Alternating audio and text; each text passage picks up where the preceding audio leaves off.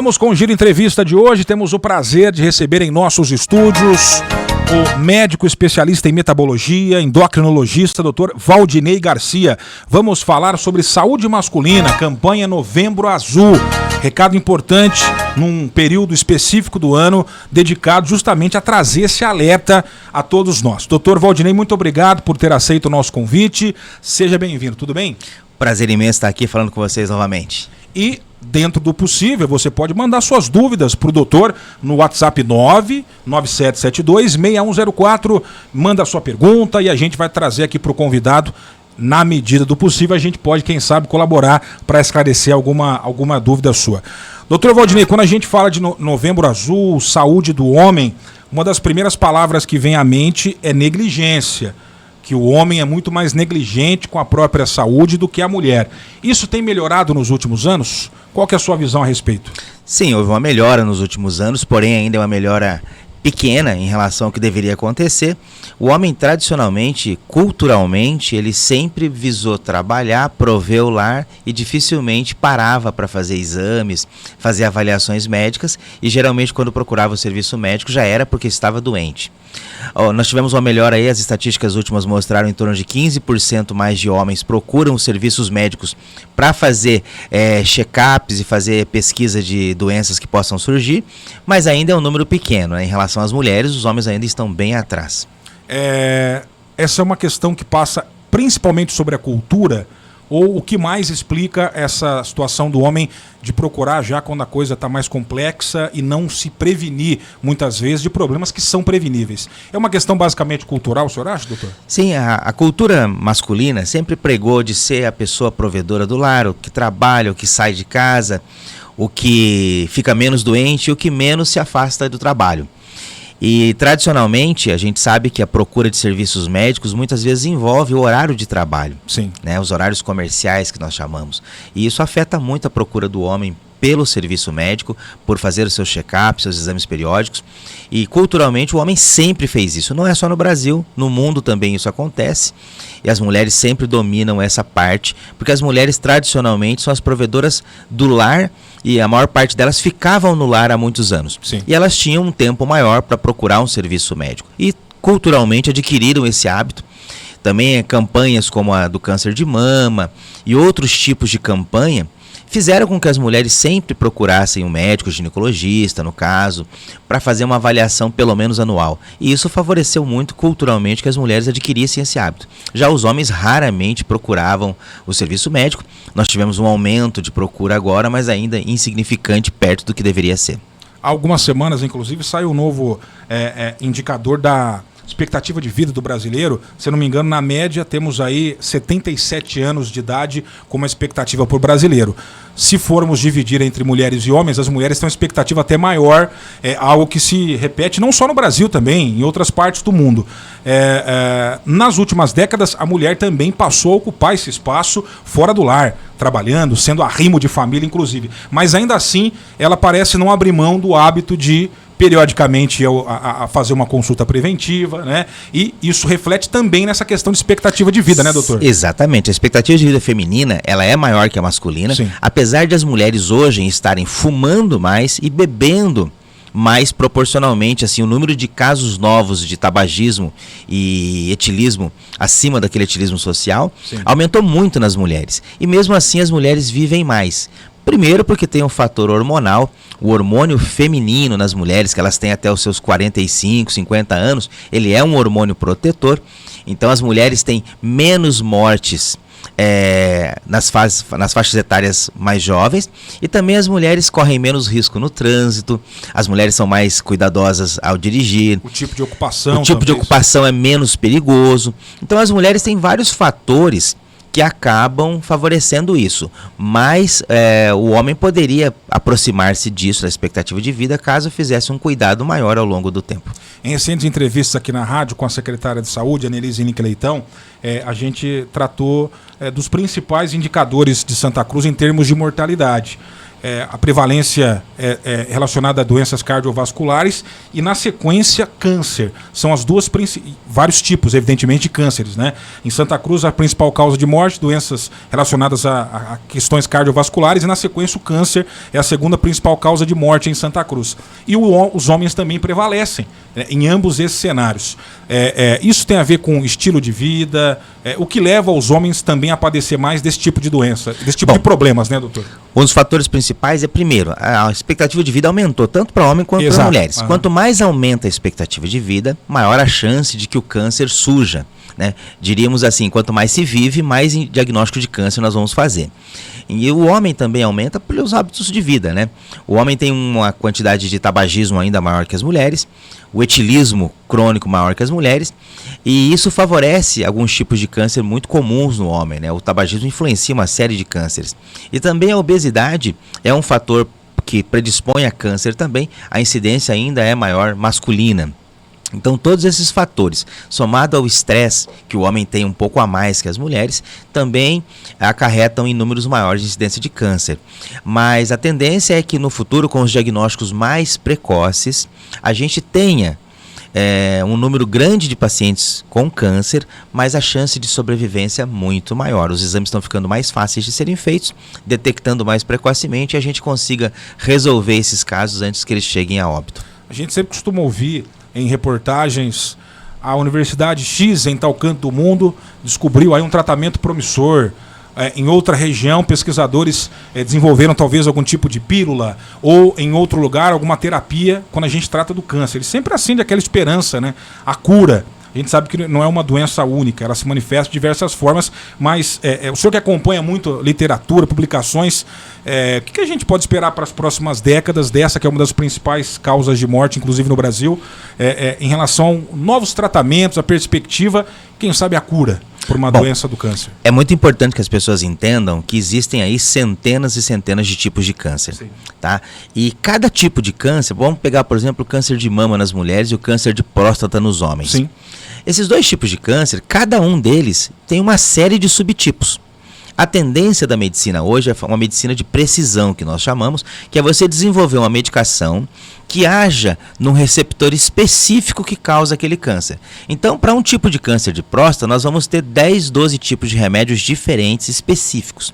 Então, você diagnostica o tipo do câncer através de uma biópsia, de um exame específico.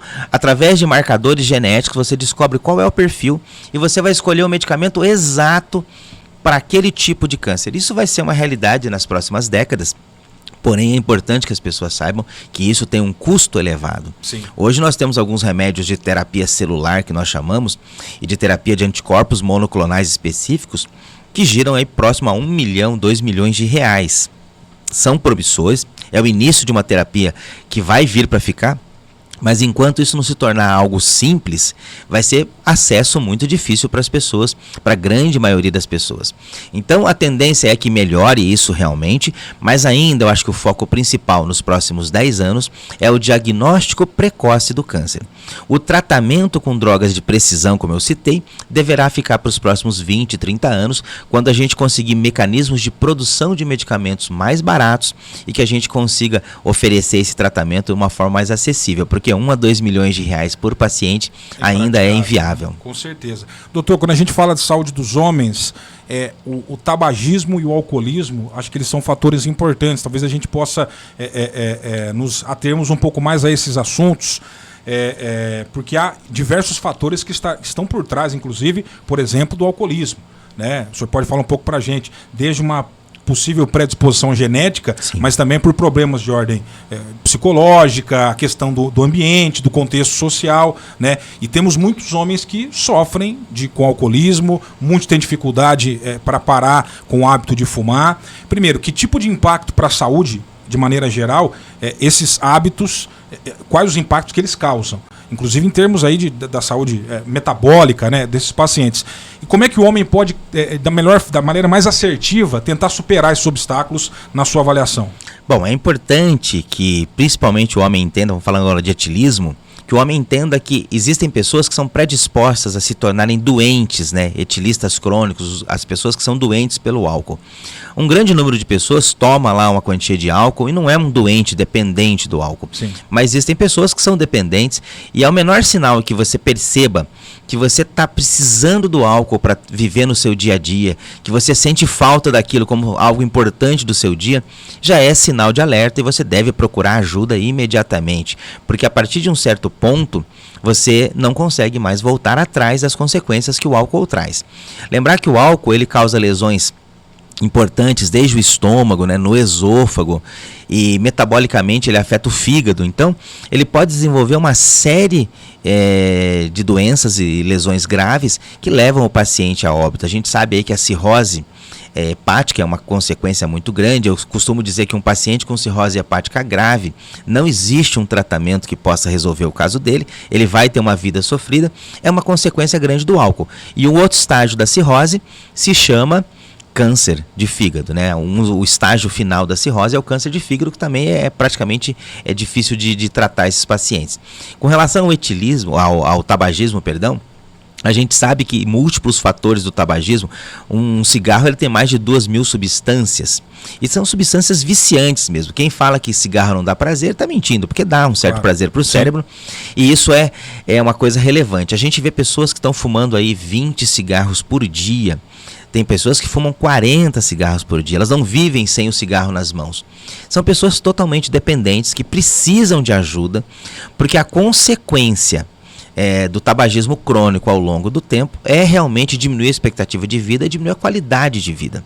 O grande número de pessoas que têm enfisema pulmonar, que é uma das consequências menos graves, né?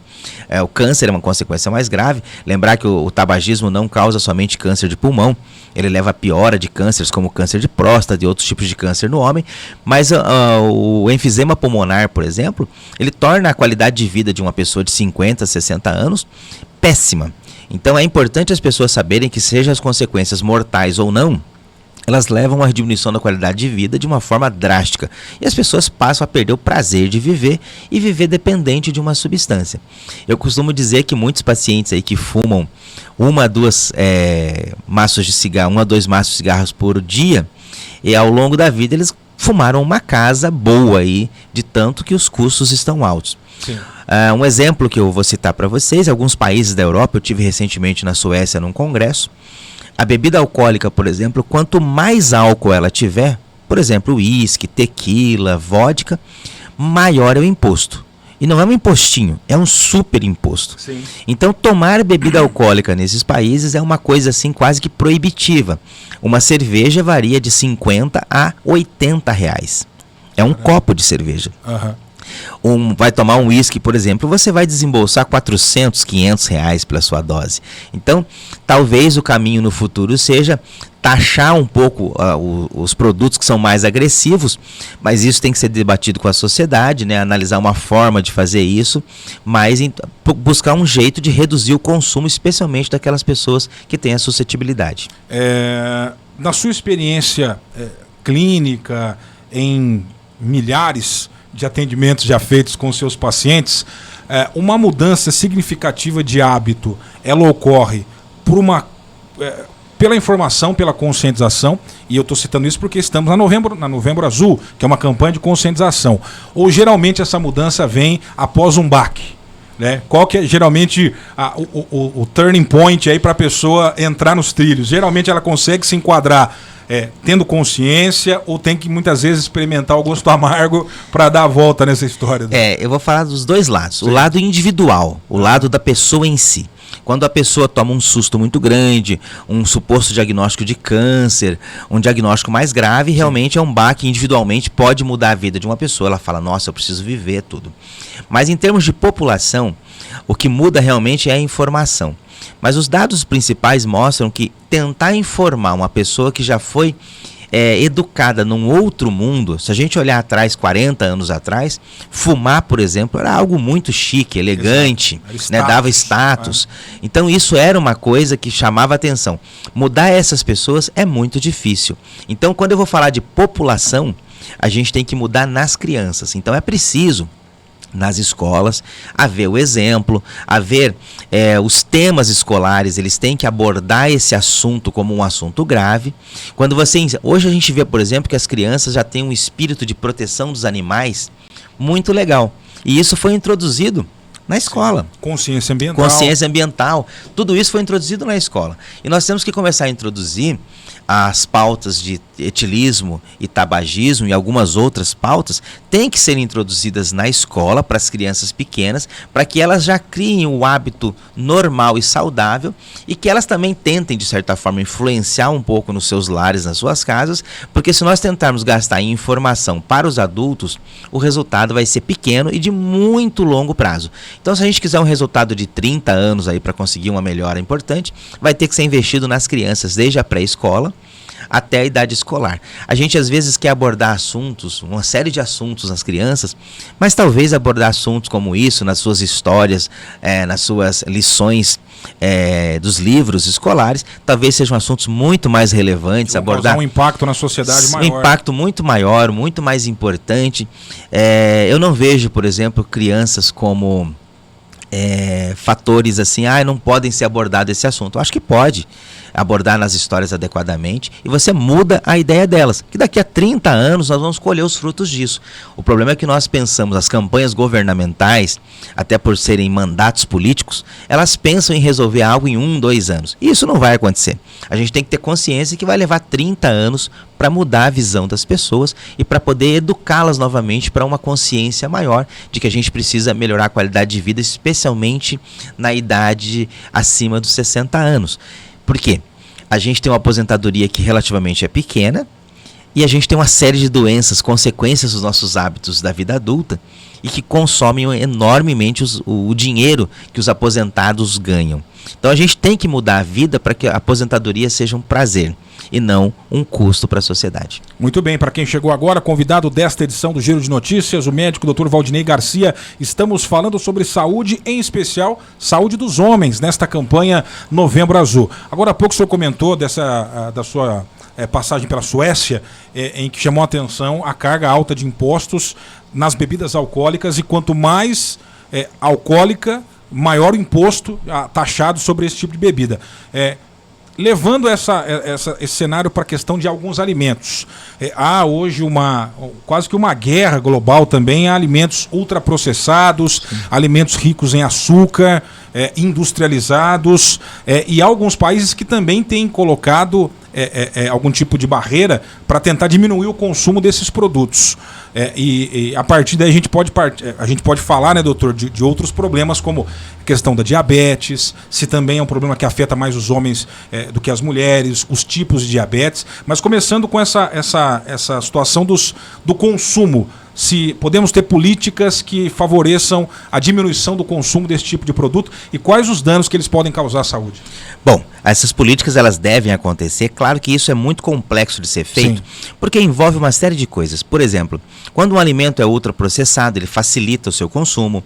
Quando um alimento ele é bem doce, ele torna o consumo maior. Então, quando um alimento tem algum aditivo mais concentrado, ele favorece o consumo. E a gente sabe que os grupos de mídia, especialmente os grandes grupos, sim, de mídia, vivem de marketing e propaganda. Então, se você começa a cortar algumas coisas, o consumo cai. Se o consumo cai, você afeta os grupos de mídia. Se o consumo cai, você afeta até o emprego no mundo. Então, esse é um assunto polêmico, tem que ser tratado. A gente tem que começar a criar políticas de redução gradual. A minha opinião é que a redução tem que ser gradual. A gente estipular metas. O alimento pode ter, esse ano, 18% de açúcar. O ano que vem, 16%. Vai diminuindo aos poucos esse tipo, para adaptar o paladar das pessoas e fazer uma programação. Mas isso tem que ser uma coisa ensaiada com toda a indústria, com todos os segmentos da sociedade, para que um dos parceiros não fure claro, o esquema. Então é muito importante debater isso. Isso é uma política nacional. Eu costumo dizer que isso não é uma política de governo, isso é uma política de Estado. Né? Ela tem que ser colocada lá na Constituição, que vai acontecer da seguinte forma. Independente, e não importa, do político da vez, a independente do político permanece. Da vez, aquilo vai permanecer. Mas isso deve ser feito gradualmente, concordo plenamente com você. a gente vê o consumo de açúcar e sal, por exemplo, que são importantes fatores do diabetes e da hipertensão arterial, eles são muito elevados no Brasil, um número muito alto. O grande número, esses salgadinhos, por exemplo, que você vê que são super palatáveis, que as pessoas gostam muito, esses salgadinhos que as crianças adoram, tem muito sódio, muito sal. Então é importante que a gente estipule metas, e metas que sejam factíveis, né? Claro. Que consiga fazer. Redução de 2% por ano ao longo de 10, 15 anos, isso vai impactar muito na sociedade e a gente consegue fazer. A gente deixou de ter planos imediatistas e ter planos de 20, 30 anos para conseguir impactar a sociedade. Nós não vamos mudar para o idoso de hoje, nós vamos mudar para o adulto de amanhã ser um idoso mais saudável. Em outras entrevistas falávamos aqui sobre uma pandemia, podemos usar essa palavra que infelizmente virou moda nos últimos anos, em relação à obesidade, o próprio diabetes também, né, uma epidemia global. Qual a perspectiva para os próximos anos e nesse cenário como é que o homem se coloca? Ele é a principal vítima desse tipo de doença, e o diabetes, né, que é uma das suas principais áreas de atuação. O senhor pode falar para a gente um pouco sobre isso aí? Realmente, o diabetes ele afeta igualmente a população. Hoje a gente tem incidência, que é o início dos casos, o surgimento dos casos novos, muito parecido em homens e mulheres. Que a mulher, como você disse anteriormente, já participa do mercado de trabalho, sim, tem os mesmos estresses, mesmo padrão alimentar ruim que o homem.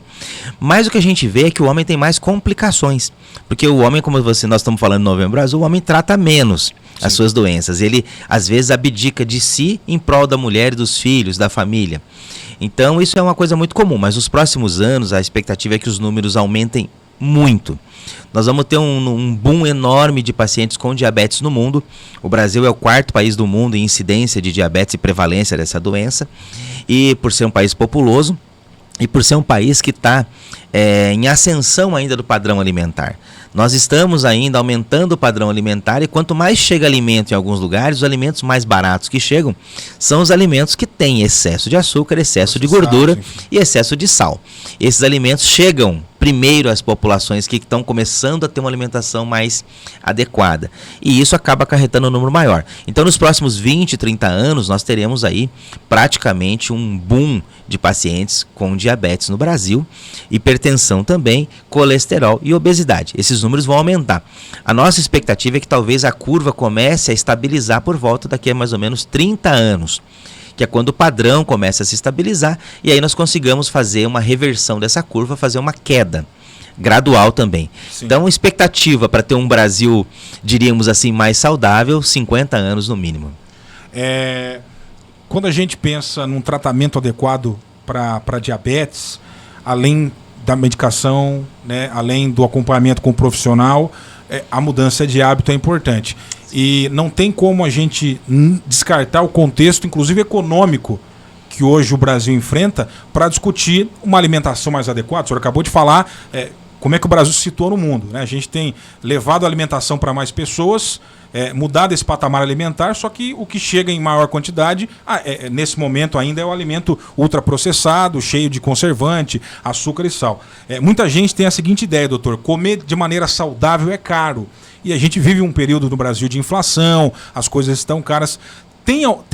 Qual é a sua recomendação? Qual é a alternativa para a pessoa conseguir ter esse hábito saudável alimentar, inclusive no momento de inflação, de altas de preço? Dá para ser saudável em termos alimentares num país que, infelizmente, hoje passa por inflação, o poder de compra do brasileiro cai cada vez mais? Qual que é a sua visão sobre isso?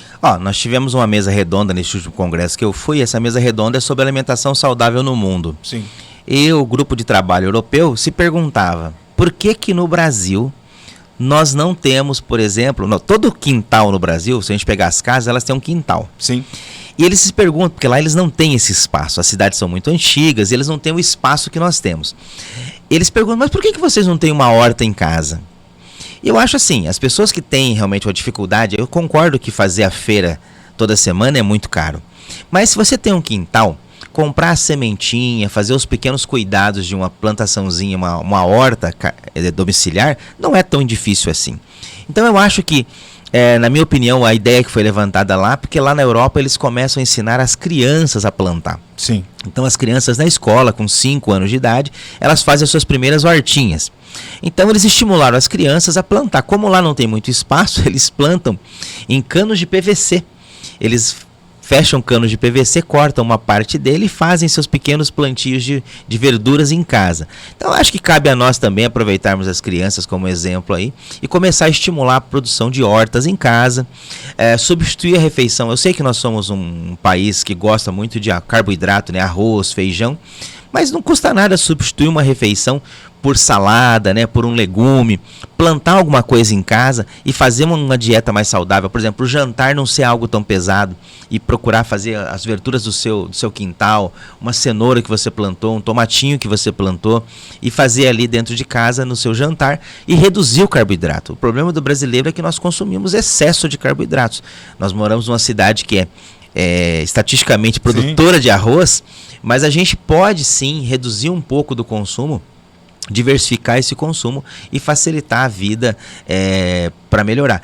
Mas o que nós fizemos? Muitas famílias trocaram o arroz do jantar, mas trocaram por pão, por lanche. Sim. Então, se a gente trocar o pão e o lanche desse que nós fizemos a troca do jantar por um vegetal, né, por uma verdura, vai melhorar muito. Então, dá para fazer alimentação saudável? Dá.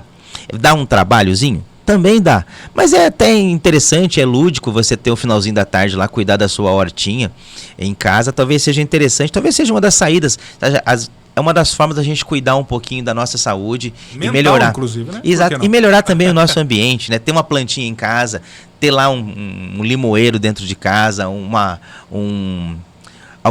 alguns pés frutíferos em casa, é muito interessante, eu acho que isso vale a pena. E fica até uma dica para as autoridades, acho que a gente devia produzir do poder público, com o passar do tempo, mudas frutíferas, produzir pequenas mudinhas e distribuir para as pessoas para tentar estimular esse consumo de frutas e vegetais muito maior na população. Acho que é uma forma de ajudar. O senhor comentou sobre esse hábito do pão ao invés de uma refeição tradicional à noite, que é algo adotado por muitas famílias. E conversando com alguns colegas, eles, não, a gente resolveu para comer mais leve e tal, à noite é só lanche, é um pão. Aí a questão até de, às vezes, de informação, porque você pode estar aumentando um problema, no sentido de nível glicêmico, né? Tem que se informar legal também, né, doutor? Para não trocar um problema por outro, né? Às vezes você só está substituindo 6 por meia dúzia, né? Você não está fazendo uma mudança efetiva que traga qualidade de vida. E eu acho que dá para alimentar mais saudável. Sim. Não precisa ser todo dia, mas se você começar um dia da semana, depois 2 dias, depois 3 dias mais saudável, com o passar do tempo você chega lá. Doutor, nós estamos na Novembro Azul, então já até para encaminhar para o final da entrevista, eu queria a sua orientação, o seu recado para os homens, mas eu quero estratificar por faixas etárias, né? O recado do médico para aquela audiência na faixa dos 15, adolescentes que podem estar nos ouvindo, os homens, os jovens, o recado para os homens na casa dos 30, na casa dos 50 e para os idosos. Quais são as recomendações do médico para os homens dessas faixas etárias que acompanham aqui o nosso programa? Bom, então vamos estratificar. Aquele que é adolescente vai até os 25 anos de idade, então o adolescente tem um longo período de vida na juventude aí, ele deve entender o seguinte, nessa fase deve avaliar algumas doenças que são principalmente, fazer os seus check-upzinhos de vez em quando nos seus médicos, avaliar colesterol que pode surgir nessa faixa etária já, o colesterol, especialmente o que tem origem familiar, né, aquela origem mais de tendência hereditária, genética, ele pode surgir nessa faixa etária e acima de tudo, essa é a faixa em que a mudança de hábitos, evitar os excessos é importante. Então, fazer os exames periódicos básicos, né, o colesterol e outras coisas, e evitar os excessos. Aí que surge o tabagismo, é aí que surge o etilismo, e é aí que surge os hábitos que levam à obesidade. Então é importante, e também o excesso do consumo de sal que leva à hipertensão. Nós temos um grande número de adolescentes hipertensos hoje. Fazer uma dieta saudável e fazer os exames periódicos básicos. Para a pessoa da idade adulta, lá dos seus 25 até os seus 40 anos de idade, é onde o homem deve, primeiro, privilegiar os exercícios físicos. Geralmente ele já terminou a sua faculdade, ou já terminou o seu curso técnico, ou já trabalha, já está estável na vida. Privilegiar exercícios físicos e aí sim, aí a ênfase é muito maior nos exames, é obrigatório anualmente estar fazendo exames, porque já começam a surgir os principais problemas masculinos, então a gente tem que ficar atento. A gente perguntou outro dia para 1.000 pacientes, quantos deles, adultos, quantos deles já mediram a pressão no último ano? De 1.000, apenas 58. Caramba. Eram 1.000 pessoas não hipertensas, apenas 58 de 1.000 mediram a pressão no último ano. Então isso tem que se tornar um hábito. A gente tem que procurar fazer a medição, aferir a pressão arterial. A gente tem que de vez em quando fazer os nossos testes de glicemia nessa fase já, colesterol também, e também enfatizar o exercício físico. Essa é uma faixa etária em que as pessoas já têm um tempo maior, já estão estáveis na vida, precisam fazer exercício físico. A partir dos 40 anos, aí já começam os exames mais importantes. Tem que avaliar muito bem a próstata, que já começa a sofrer as pequenas alterações de aumento prostático, já começam a surgir os problemas. Tem que avaliar fígado, é muito frequente ter gordura no fígado nessa fase. Tem que avaliar principalmente o surgimento do diabetes, é a faixa etária que mais surge diabetes. Hipertensão também igual. Então você começa a analisar dos 40 anos até os seus 60 anos, é uma fase que tem que fazer exames. Eu sugeriria exames semestrais se a pessoa tiver condições de fazer. Isso é muito importante e isso vai fazer com que detecte os problemas. Eles vão surgir, claro, tá? Mas detecte precocemente. Quanto mais precoce, mais barato é o tratamento e menos agressivo é o tratamento. Então favorece muito.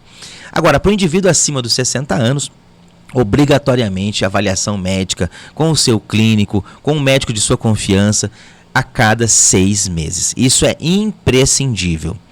A partir dos 75 anos, olha que interessante, essa cúpula que nós participamos no congresso diz que a partir de 75 anos a visita ao médico deve ser trimestral, independente de você ter uma doença ou não. Porque nessa fase, a chance de em 3 meses surgir um evento novo é grande. Então, a gente vê que a gente fazia uma avaliação anual, depois semestral, aí chega numa faixa etária mais velha, trimestral. E aí a bateria de exames é bem maior, porque aí surgem os cânceres principalmente, sim, surgem outras doenças e o paciente merece ser avaliado como um todo. Se a gente for analisar, é muita consulta para um país de mais de 200 milhões de habitantes? É muita consulta. Mas se a gente organizar o serviço médico com clareza, tranquilidade, e há de se ressaltar que Santa Cruz do Rio Pardo, eu recentemente prestei serviço há algum tempo na rede pública por um período curto para auxiliar no serviço, e eu analisei de perto como funciona, e eu achei muito interessante. O serviço público de Santa Cruz do Rio Pardo funciona muito bem. Há que se elogiar isso, a gente sempre critica, né, faz críticas, mas há que se elogiar. Se você procurar o serviço público de Santa Cruz do Rio Pardo, você vai ser muito bem atendido. Eu não vi nenhum exame sendo deixado de ser feito. Eu vi os pacientes todos muito bem orientados, muito bem recebidos. Então, se você tem um convênio, vá no seu médico. Se você tem condições de pagar particular, procure o seu médico e pague. Se você depende do Serviço Único de Saúde, Santa Cruz do Rio Pardo e região estão bem equipados para receber você. Marque a sua consulta, vá lá, converse com o seu médico, converse com os profissionais e faça a sua avaliação. E lembrar que não é somente o médico que faz parte dessa avaliação. A gente tem que ter a participação do educador físico, do odontólogo, a gente tem que ter a participação do nutricionista, psicólogos, uma série de profissionais, fisioterapeutas, uma série de profissionais que estão lá no serviço público. Eles vão ser importantes para a sua saúde. Se todos nós trabalharmos um pouquinho, cada um da saúde trabalhar um pouquinho junto, a gente consegue oferecer qualidade. E procure o serviço, seja ele a qual você pertencer. Procure-o. Você vai ser bem recebido, você vai receber um tratamento. E eu sempre falo, quem procura, sempre chega primeiro. Ótimo recado, aliás, recados importantíssimos. Nesta terça-feira nós conversamos com o médico Dr. Valdinei Garcia, falando sobre saúde dos homens nesta campanha Novembro Azul. Doutor, muito obrigado pela sua participação aqui no programa, é sempre uma aula. Até a próxima e conte sempre com a 104 FM aí também para divulgar boas informações. Eu que agradeço, um abraço a todos e sucesso e saúde. Obrigado, vamos para o intervalinho, voltamos já com o jornal Giro de Notícias. Quer atualizar o seu guarda-roupas? Então corra para a Hering Santa Cruz, na rua Euclides da Cunha 668 Centro. Na Hering, você confere opções exclusivas para compor looks cheios de personalidade e estilo. Comprando a partir de 3 peças básicas, ganhe descontos incríveis. Essa é a sua chance de renovar o guarda-roupas por inteiro. Nos siga nas redes sociais. Procure por @Hering Santa Cruz e fique por dentro das novidades em primeira mão. Visite a Hering e escolha seus looks preferidos. Hering Santa Cruz, rua Euclides da Cunha Cunha 668 Centro. Ligue 3372-2396. Siga o @Hering Santa Cruz nas redes sociais. Finalmente um clube de benefícios completo. No aplicativo da Rede Corrente você aproveita tudo que um clube de benefícios completo de verdade pode oferecer. Descontos em medicamentos, exames e consultas médicas, ofertas exclusivas.